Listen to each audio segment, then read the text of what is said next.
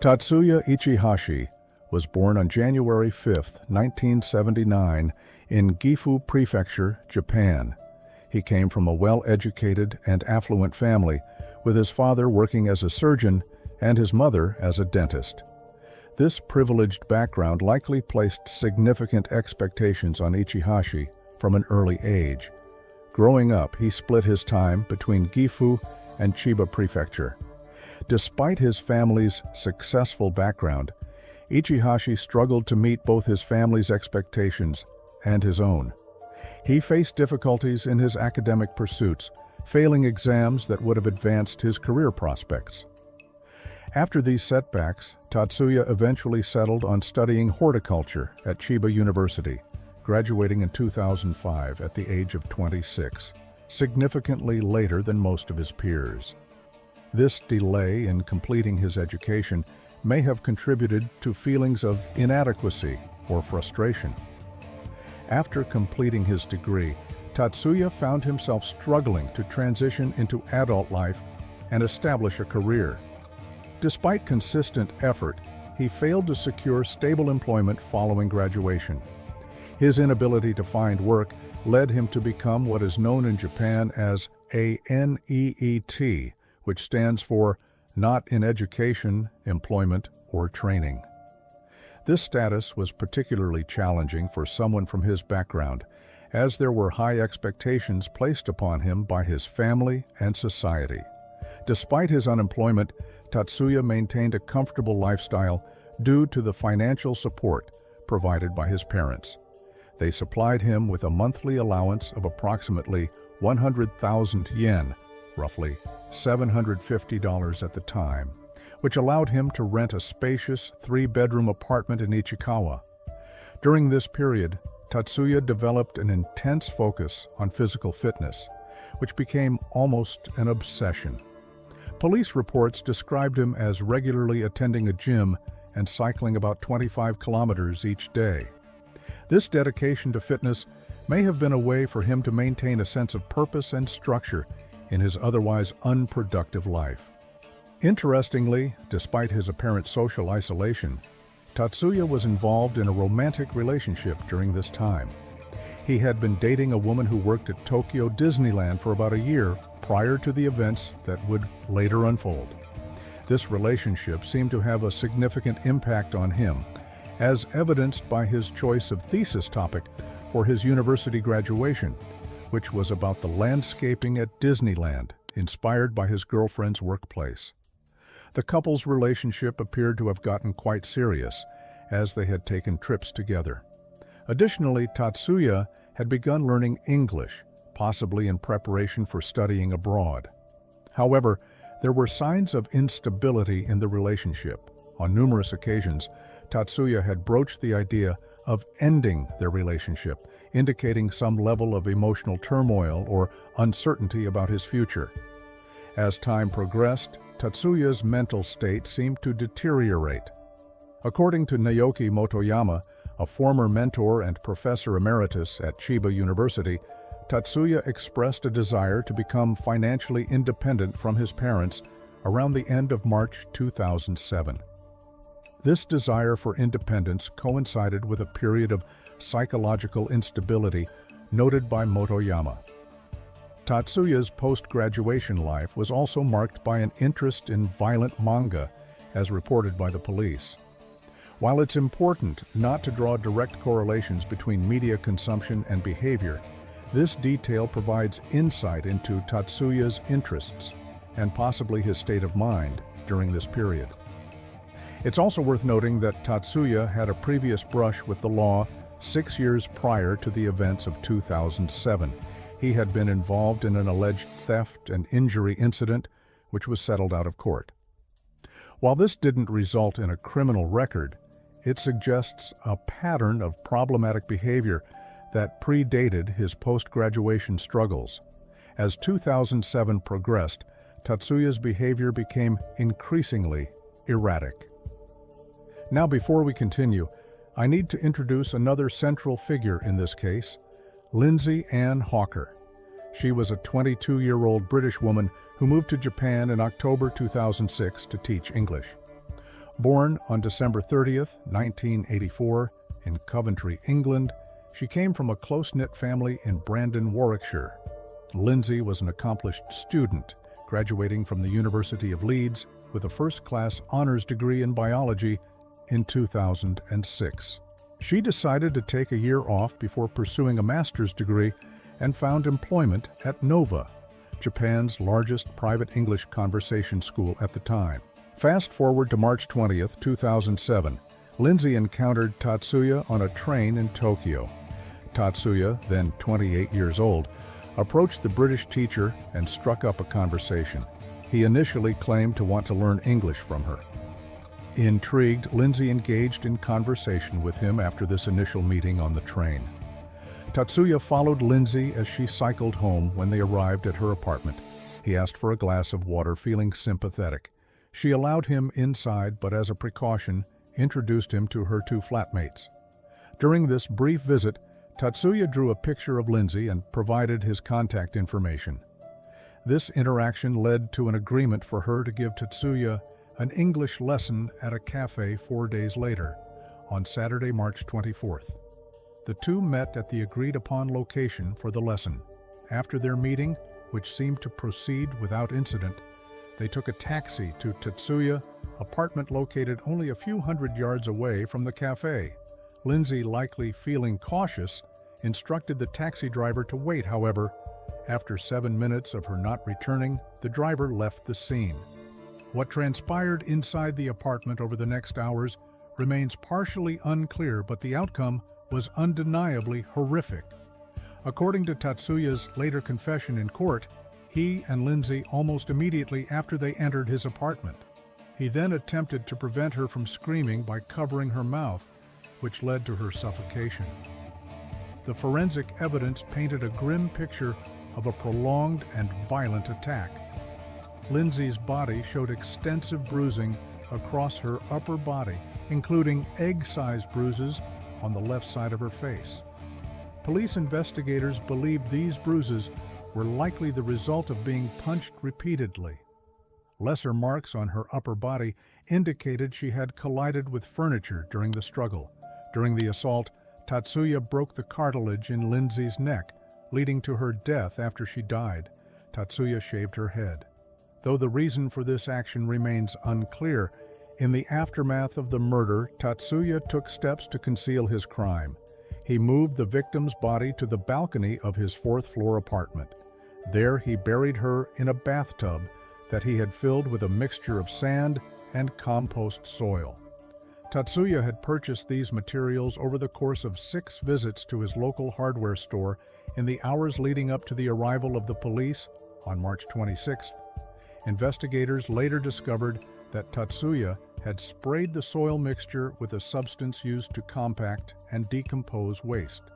This action suggested that he may have been planning to either bury the body in concrete or wait until it had decomposed. The bathtub burial was not simply a matter of covering the body with sand, as some early media reports had suggested. Instead, it was a calculated attempt to eliminate the evidence. Neighbors later reported hearing sounds of something striking metal and objects being dragged during the night of March 25th and early morning of March 26th. These noises were likely the sounds of the killer moving the bathtub from the bathroom to the balcony and filling it with the soil mixture. When police eventually gained access to the apartment, they found a disturbing scene. Lindsay's possessions were strewn across the room, indicating a chaotic struggle. Her body was discovered in the bathtub on the balcony, bound and gagged with plastic ties and scarves. One particularly haunting detail noted by one of the investigators was that one of her hands was protruding from the soil mixture. The discovery of the body came after she was reported missing. Nova. The language school where she worked contacted the police at 2:30 p.m. on March 26th after she failed to teach her scheduled classes on both March 25th and 26th. This alert set in motion the events that would lead to the grim discovery at the apartment. However, the investigation was not without its missteps when Lindsay's friends initially tried to contact the police. There was a communication mistake within the department, and the message was not conveyed to the proper authorities when police finally arrived at the apartment at 5:40 p.m. on March 26th. They were initially not permitted to enter without proper cause. The officers noticed a movement inside the darkened apartment and, aware of a previous allegation against Tatsuya, called for backup at 7:00 p.m. Within an hour, 7 more officers had arrived on the scene. The crucial moment came when Tatsuya left his apartment barefoot and wearing a rucksack. Upon realizing the police presence, he began to flee in a series of blunders. The police failed to apprehend him. One officer managed to grab the rucksack, but he continued running. The lack of radios among the officers meant those on the 4th floor couldn't alert their colleagues on the ground. Tatsuya managed to escape by vaulting down the last few feet of the stairway and zigzagging through the streets. This escape marked the beginning of Ichihashi's life as a fugitive, which would last for over 2 years immediately after his escape. Tatsuya began his journey across Japan, constantly moving to avoid detection. He initially traveled to the northern prefecture of Aomori, where he lived rough. During the summer months of 2007 afterward, he decided to embark on a pilgrimage to some of the 88 temples that make up the sacred Buddhist route through the mountains of Shikoku Island. This decision may have been motivated by a need for reflection or atonement, as Tatsuya later wrote in his book that during this journey, he wished Lindsay Hawker could, quote, come back to life, suggesting feelings of remorse or guilt. His survival skills were put to the test when he spent time on the tiny island of Oha in southern Japan. With a circumference of fewer than 2 miles and home to just 4 families, the island provided an ideal hiding spot here. Tatsuya lived in a concrete bunker, likely a remnant from World War II. He sustained himself on wild fruit, fish he caught and cooked over an open fire, and even resorted to eating snakes throughout his time as a fugitive. Ichihashi was constantly afraid of being recognized. This fear drove him to take drastic measures to alter his appearance. He performed crude plastic surgery on himself, including removing 2 distinctive moles from his left cheek with a box cutter. This painful and dangerous procedure was likely done without anesthesia, highlighting the man's desperation. In addition to removing his moles, he also attempted to change other facial features. He sliced off part of his lower lip with scissors to make it appear thinner. In an even more extreme measure, he attempted to change the shape of his nose by sewing it with a needle and thread, a procedure he described as being like a cook trussing a piece of meat.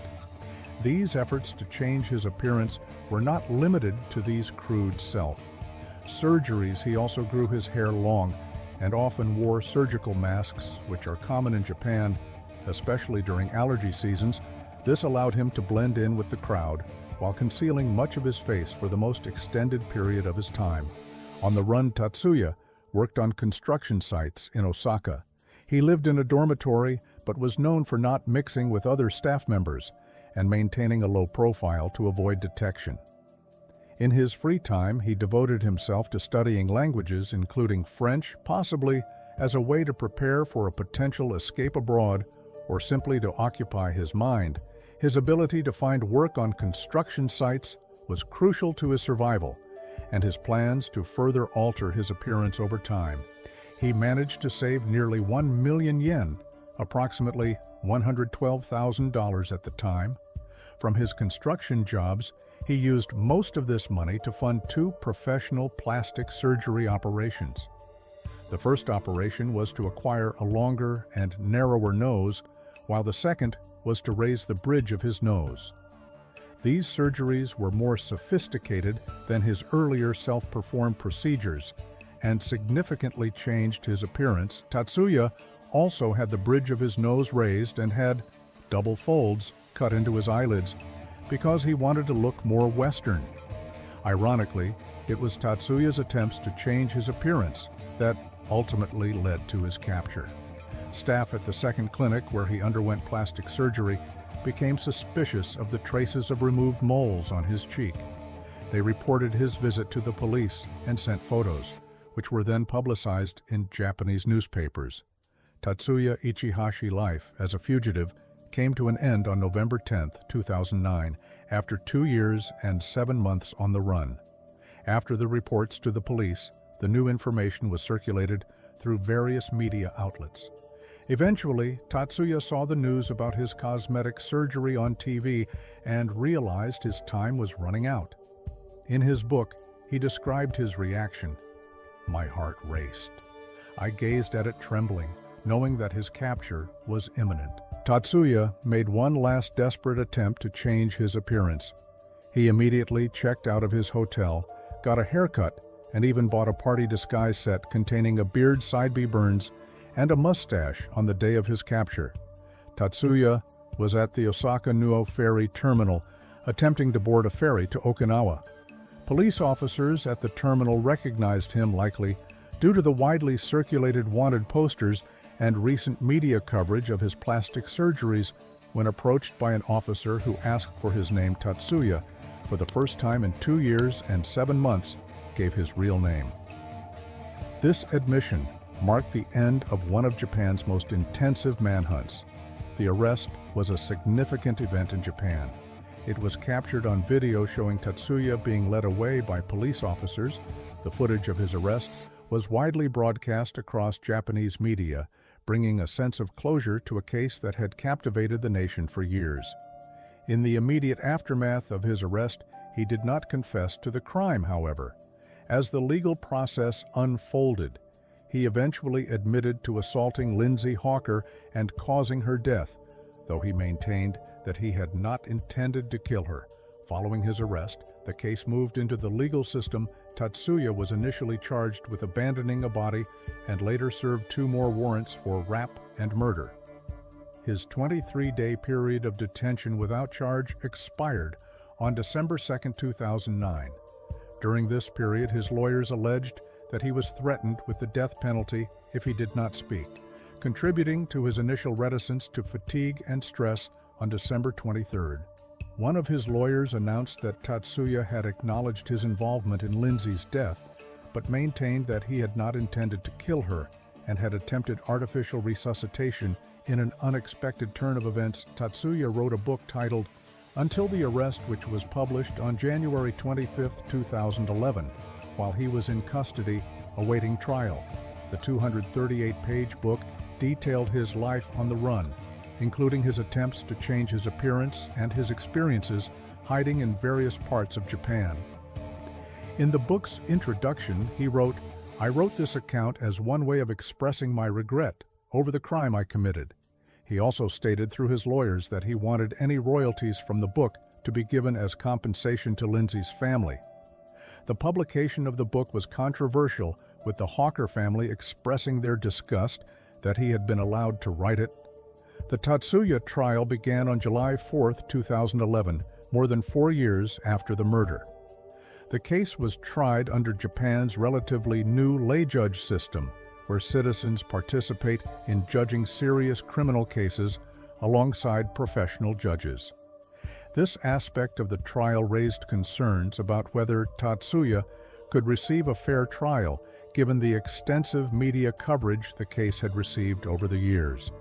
During the trial, Tatsuya admitted to causing Lindsay's death, but denied intending to kill her. He told the court, "I did not intend to kill her, but I am responsible for her death. I am very sorry for what I did." His defense argued that he had accidentally suffocated Hawker while trying to prevent her from crying out for help. The trial concluded on July 21, 2011, with the Chiba District Court sentencing Tatsuya Ichihashi to life imprisonment for the murder of Lindsay Hawker. Judge Masaya had said Tatsuya had strangled Hawker for at least 3 minutes, demonstrating a, quote, "clear premeditation to kill." The judge decided against the death penalty, citing the lack of a prior criminal record and the slight possibility of rehabilitation due to his age. The Hawker family, who had traveled to Japan for the trial and verdict, expressed that they felt justice had been served. Bill Hawker, Lindsay's father, told journalists, "We've waited 4 and 2 years to get justice for Lindsay. We have achieved that today." Following his conviction, Tatsuya's defense team appealed the life sentence. However, on April 12, 2012, the Tokyo High Court upheld the original ruling. The court maintained that Tatsuya had intended to kill Lindsay, rejecting the defense's argument that he was unaware his arm was under her neck during the struggle. As of 2023, Tatsuya is reportedly serving his sentence in Nagano prison, according to an account from a former inmate. He maintains a relatively comfortable life in prison. He reportedly has about 1 million yen on deposit, allowing him to frequently purchase new clothing and other necessities. His parents, both medical professionals, are said to visit him monthly.